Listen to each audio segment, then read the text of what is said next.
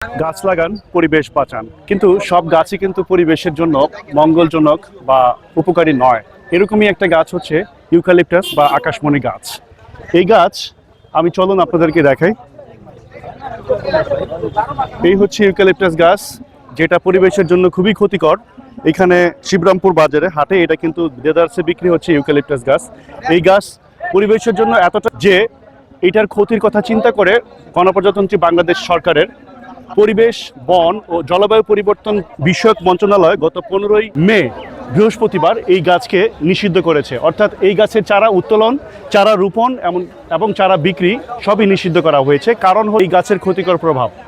এই গাছ পরিবেশের জন্য এতটাই ক্ষতিকর যে এই গাছ যেখানে রোপণ করা হয় সেখানের 10 ফিট রেডিয়াস এবং 30 থেকে 40 ফিট গভীর পর্যন্ত পানি শুষে নেয় এই গাছ এবং প্রশোধন প্রক্রিয়ার মাধ্যমে পানি বের করে দেয়, যার ফলে ওই অঞ্চলের জমিটা অনেক বেশি পানিশূন্য এবং অনুর্বর হয়ে যায়। যে কারণেই এই গাছ বিক্রয় এবং এই গাছের চারা রোপণ করার থেকে আমাদেরকে বিরত থাকার জন্য বলেছে সরকার। এছাড়াও এই গাছের পাতা যদি আপনি একটু হাতে নিয়ে ছিঁড়ে গন্ধ শুকে দেখেন যে পেট্রোলিয়ামের মতো একটা গন্ধ পাবেন। এই গাছের মধ্যে রয়েছে অ্যালোয়েলা নামে এক ধরনের টক্সিন, যে গাছের পাতা, ফুল বা কাণ্ড যেটাই যদি মাটিতে পড়ে সেই মাটিতে কোনো কিছু হবে না, কারণ এই টক্সিসিটির কারণে, এই টক্সিক হওয়ার কারণে এই গাছের পাতা মাটিতে পড়লে সেই মাটিকে অনুর্বর করে দেয়। সুতরাং এই গাছ এটা থেকেই বোঝা যাচ্ছে যে এই গাছ আমাদের পরিবেশ এবং প্রতিবেশের জন্য কতটা ক্ষতিকর। এছাড়াও এই পরিবেশ শুধুমাত্র যে এটা মাটির উর্বরতা নষ্ট করে তাই নয়, যদি আপনি এই গাছের কাছ দিয়ে যান এক ধরনের পেট্রোলিয়ামের মতো গন্ধ শুনতে পাবেন। কারণ সৌন্দর্য দেখে অনেকেই বিমোহিত হয়ে এই গাছ বাড়িতে আশেপাশে লাগানোর চেষ্টা করে বা লাগিয়ে থাকে, কিন্তু এই গাছ লাগানো থেকে বিরত থাকতে হবে। এর একটাই কারণ, এই গাছ কোনোভাবেই পরিবেশের জন্য মঙ্গলজনক নয়, বরঞ্চ ক্ষতিকর। কারণ এই গাছ যেখানে রোপণ করা হয় সেখানে এই গাছ যেহেতু ওই মাটিটাকে অনুর্বর করে দেয়, অন্য কোনো গাছকে সে বাড়তে দেয় না, অন্য কোনো গাছকে হতে দেয় না। একটা জিনিস যদি লক্ষ্য করে দেখবেন যে এই গাছের মধ্যে কিন্তু কখনো কোনো পাখিও বাসা বাঁধে না। যারা এই গাছ লাগিয়েছেন ইতিপূর্বে তাদের নিকট অনুরোধ থাকবে যাতে করে আপনারা একটা পরিকল্পনা তৈরি করুন যে এই গাছ কেটে আমাদের দেশীয় ফলজ, বনজ গাছ আমরা লাগাবো, অথবা ভেষজ গাছও লাগানো যেতে পারে। সেই গাছ লাগিয়ে আমরা এই গাছের পরিবর্তে আমরা আমাদের দেশীয় প্রজাতির গাছ লাগাবো এবং পরিবেশের উপকার করব। প্রয়োজনের তাগিদেই গাছ কিন্তু প্রতিদিন কিছু না কিছু কার্বন ডাইঅক্সাইড পরিবেশে নিঃসরণ করে, কিন্তু সবচাইতে বেশি কার্বন ডাইঅক্সাইড যেই গাছ নিঃসরণ করে সেটা হচ্ছে এই ইউক্যালিপটাস গাছ।